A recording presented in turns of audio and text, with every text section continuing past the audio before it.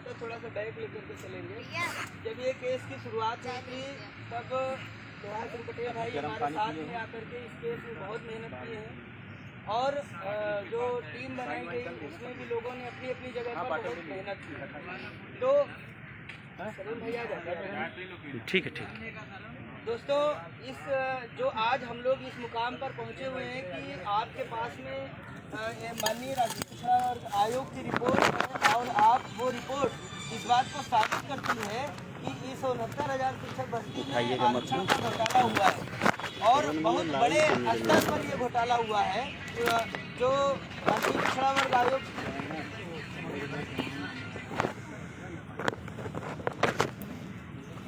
राष्ट्रीय पिछड़ा वर्ग आयोग की रिपोर्ट है उसमें पॉइंट नंबर 10 में साफ कहा गया है कि अनारक्षित का जो गुणांक कट ऑफ था उस कट ऑफ के नीचे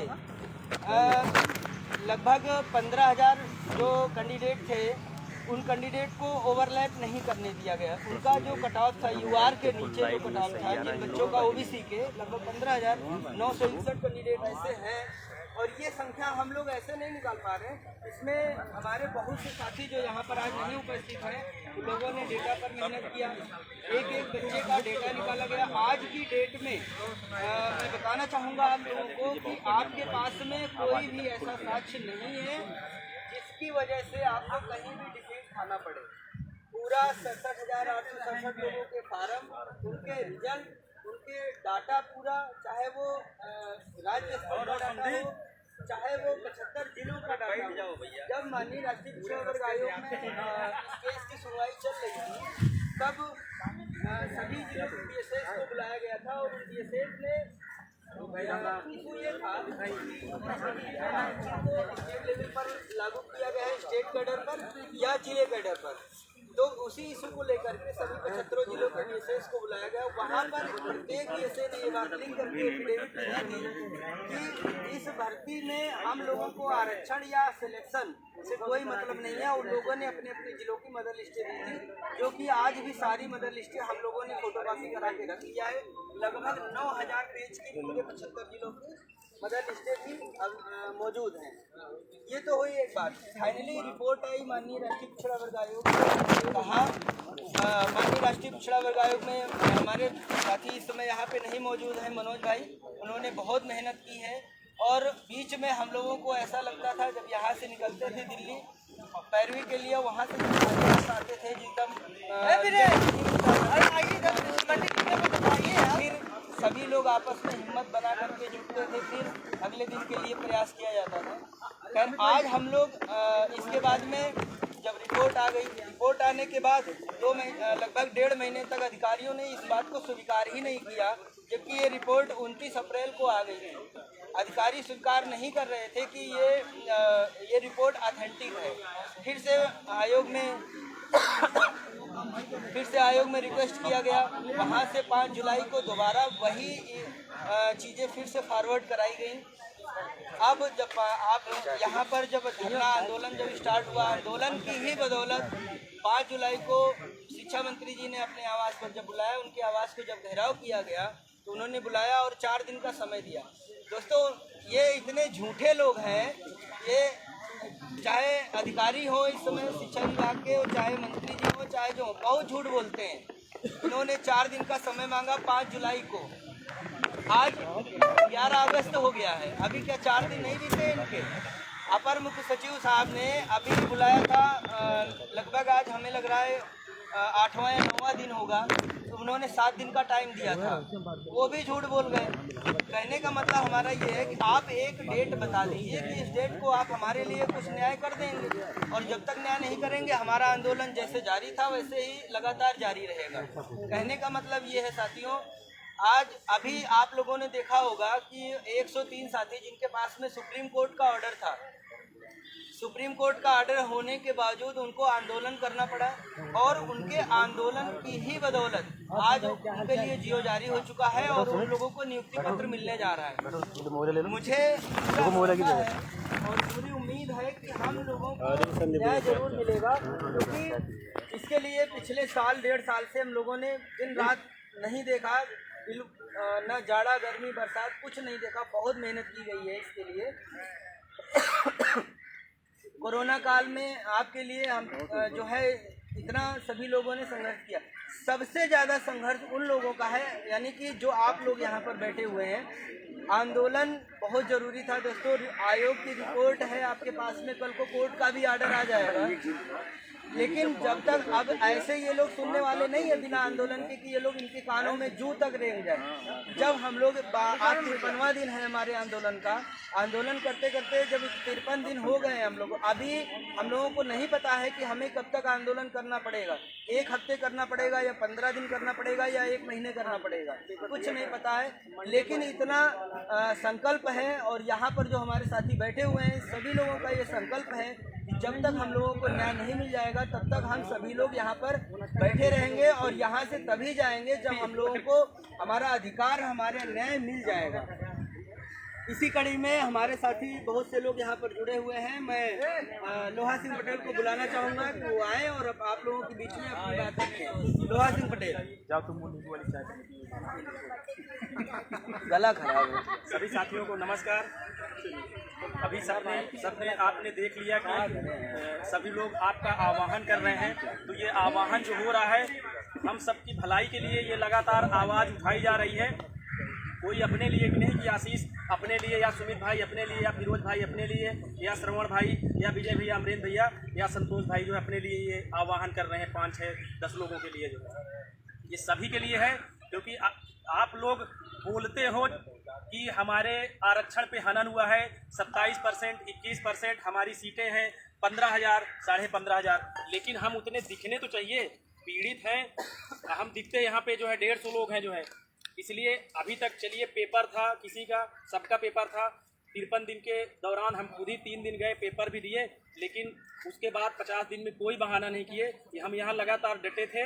और उसके बाद फिर पेपर देके हम आ गए, और लगातार जब तक हमारा ये न्याय नहीं मिल जाता तब तक हम लोग यहाँ पे बने रहेंगे।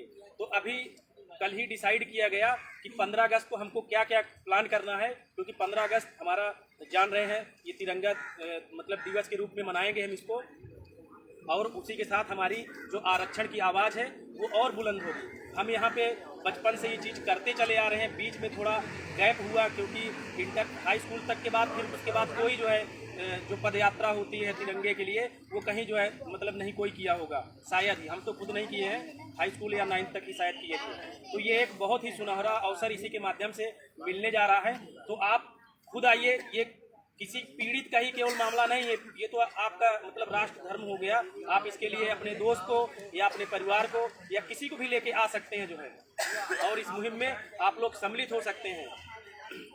जैसे आज बहुत अच्छी बात एक हमारे संतोष भाई ने रखी, वो मुझे बहुत ही अच्छी लगी, तो वो मैं बोलना चाहता हूँ।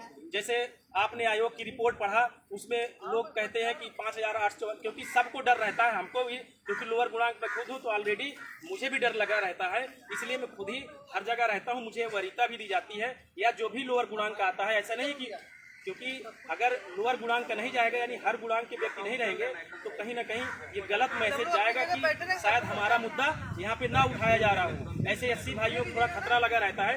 तो हम ही लोगों में अगर कोई गया, जैसे एक बार शुरू में हुआ जब हम लोग शिक्षा मंत्री जी से मिले थे, तो खुद ही रोहित चौधरी भाई जो कि मुरादाबाद से चल के आते हैं, वो जाट है, मतलब हमारे ओबीसी से आते हैं, ठीक है, उन्होंने खुद अपने आप को एससी बता के और एससी भाइयों का मामला वहाँ पे रखा था मंत्री जी के सामने।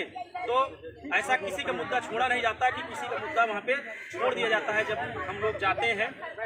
तो संतोष भाई ने इस मुहिम में आगे बताया कि हम मांग, मतलब उसमें बहुत सी चीज़ें हैं। श्रवण भाई ने भी बताया कि उसमें 5,844 वो ऐसी सीटें हैं जो कि ओबीसी को ओवरलैप करनी थी, और वो ओवरलैप न करा के जनरल वर्ग के लोगों को दे दी गई हैं। और 6,500 के समथिंग ऐसी सीटें हैं जो कि जनरल, जो ओबीसी को खुद ओबीसी में मिलनी थी, उसमें जनरल को पटक दिया गया है। यानी जनरल का 13,000, 13,500 का अच्छे से प्रॉफिट दिया गया है। तो हम जब यहाँ पे लगातार रहेंगे, सारे पॉइंट वहाँ पे कंक्लूड हैं, 27, 21 भी उसके बाद कंक्लूड किया गया है। हम कहीं भी जाते हैं तो हमारा मेन मुद्दा जो रहता है वो रहता है 27% और 21% सभी का, चाहे वो गुणांक कोई भी हो, चाहे हाई गुणांक हो लोअर गुणांक हो। मैं जहाँ तक समझता हूँ अगर हम यहाँ पे सिलेक्शन नहीं पाए हैं तो कोई भी हाई गुणांक नहीं है, सारा का सारा लोअर गुणांक है। लेकिन फिर भी जब बॉर्डर की बात की जाती है तो उसको हम हाई गुणांक मान लेते हैं। अगर तो यहाँ पे अभी संतोष भाई ने जो बात आगे कही वो हमारा मुद्दा है, क्योंकि जब यहाँ पे 15,000 13,000 लोग नहीं दिखते हैं, सबसे जरूरी चीज़ है जो हमारे साथ यहाँ पे बैठे हैं इको गार्डन में या जो हमारे साथ संघर्ष की लड़ाई इतने दिन से लड़ रहे हैं, उन सब का सिलेक्शन है हमारा मोटो, ना कि इधर उधर वाले लोगों का जो है। 27-21 तो हमारा बेस है, वो अगर हम नहीं बोलेंगे तो हमको कुछ नहीं थपड़िया के भगा दिया जाएगा कि तुम कोई भी एक ट्वीट ले आए या कोई भी एक कागज ले आए, उसके माध्यम से तुम अपना बोल दिए कि हमारा कर दो। ऐसे थोड़े हो जाता है। हमारा जो बेस है संवैधानिक दर्जा है, हम वो मांग करते हैं 27-21 उसके माध्यम से, क्योंकि सबको पता है सरकार कितना क्या करेगी वो बाद में डिसाइड होगा। पहले उसको एक्सेप्ट करें, उसके बाद फिर हम मुद्दे पे आएंगे, बात करेंगे। तो मुद्दा अभी ऐसा आया नहीं, लेकिन इतने दिन से बाबा जी डरवाने धमकाने वाले ट्वीट खूब किया करते थे, लेकिन बाद में जब उनको अपनी सीट का डर एहसास हुआ तो वो हमारे हित के लिए प्रमुख सचिव को निर्देशित किए कि आप ये मैटर को संज्ञान में लेकर आप इन बच्चों को न्याय दीजिए। आज जब हम इतने नजदीक हैं तो हमको सबको आना चाहिए। धन्यवाद साथियों। आगे हमारी बात रखेंगे हमारे संघर्ष के साथी वीरेंद्र भाई। भाई लोहा सिंह पटेल ने आप सभी लोगों के बीच में अपनी बात रखी। इसके साथ साथ हमारे संघर्ष के बहुत ही छुपे रुस्तम साथी हैं, वो सामने नहीं आना चाहते हैं, लेकिन आज हम उनसे रिक्वेस्ट करेंगे कि आप सभी लोगों के साथ आए, सामने आए और अपनी बात रखें। ये ऐसे साथी हैं कि दिसंबर की कड़कड़ाती हुई ठंडियों में, ये जब दिसंबर में कंटिन्यू सुनवाई चल रही थी हाई कोर्ट में, वहाँ मतलब दिन रात की मेहनत करने वाले हमारे साथी है संदीप यादव जी। ये आप लोगों के बीच में आएंगे और अपनी बात रखेंगे। शर्मा गई क्या? दो लाइन और बोलूँगा भाई साहब के लिए। मैं बहुत करीब से जानता हूँ इनको। जब तक ये खेलते थे तब तक ये राहुल द्रविड़ थे। दिसंबर की बात कर रहा हूँ। वाह वाह वाह वाह। और आज भी ये राहुल द्रविड़ ही है, भले श्रीलंका में ही क्यों ना हो। जो लोग क्रिकेट जानते हैं वो समझ गए होंगे। एक बार भाई के ताली लोग। बहुत बहुत धन्यवाद आप लोगों का।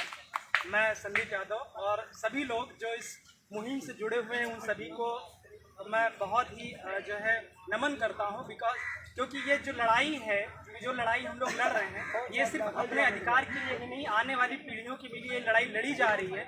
तो इस चीज़ को आप लोग बखूबी समझिए। और जो है मैं बहुत ज़्यादा आज नहीं बोल पाऊँगा क्योंकि मैं अभी जल्द ही स्वस्थ हुआ हूँ, तो मैं अपनी बात को थोड़े शब्दों में कह करके ख़त्म करूँगा। बस इतना मैं आह्वान करूँगा प्रदेश के वो सभी साथी जो इस भर्ती में हैं और नहीं भी हैं, वो सभी लोग इस आरक्षण महाघोटाले में सम्मिलित होकर के अपना पूर्ण योगदान दें, जो करके सिर्फ इसी भर्ती के लिए नहीं है, आप देखें तो पूरे समाज के लिए और पूरे जो है पीढ़ियों के लिए, जो आने वाली पीढ़ियां हैं उनके लिए भी ये चीज़ें सुनिश्चित हो जाएंगी यदि आप इसमें आज भागीदार बनेंगे। सिर्फ अब अपना मुद्दा सिर्फ और सिर्फ 69,000 तक ही नहीं रह गया है। बहुत सारे ऐसे संगठन हैं जो हमारे इस जो है मुहिम में बढ़ चढ़कर हिस्सा ले रहे हैं और हम लोगों का समर्थन कर रहे हैं। ये चीज़ें आप सभी लोग सोशल मीडिया के माध्यम से देखते हैं और कहीं ना कहीं अब तो बहुत सकारात्मक चीज़ें हो रही हैं। विभाग ने भी इस चीज़ों पर पहल करना शुरू कर दिया है। जहाँ तक ट्विटर के माध्यम से आप लोगों को जानकारी मिली हुई है कि मुख्यमंत्री जी ने खुद स्वतः जो है संज्ञान लेते हुए इस मामले को निस्तारण के लिए बोल दिया है और यहाँ तक जो है 10 दिन का उन्होंने समय दिया है और वो 10 दिन तब तक नहीं पूरे होंगे जब तक हम लोगों को न्याय नहीं मिल जाता है। ये चीज़ आप सभी लोग ध्यान रखिएगा, क्योंकि वो 10 दिन उनके 10 दिन 10 महीने भी हो सकते हैं।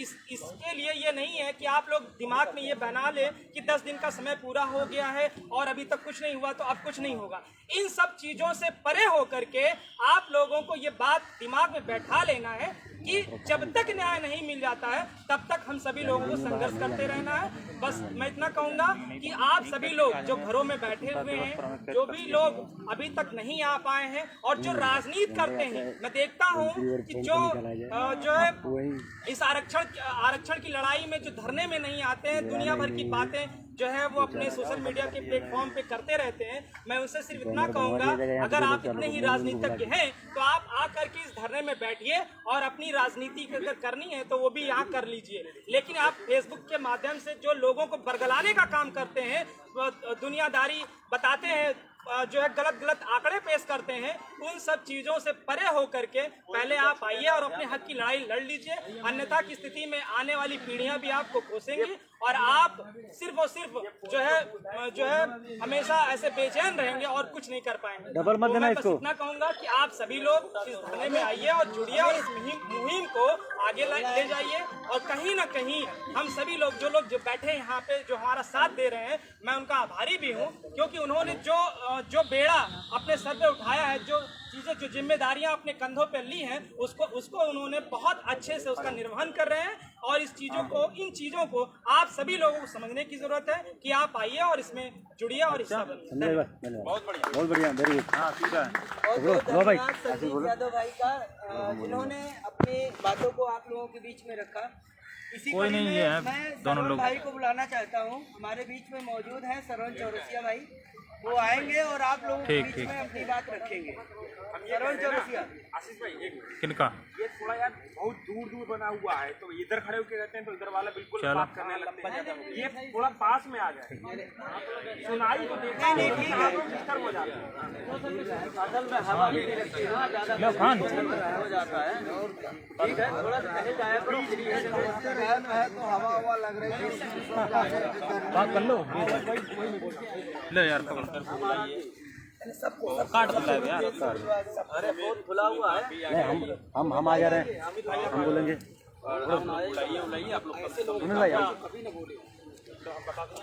जैसे संदीप भाई ने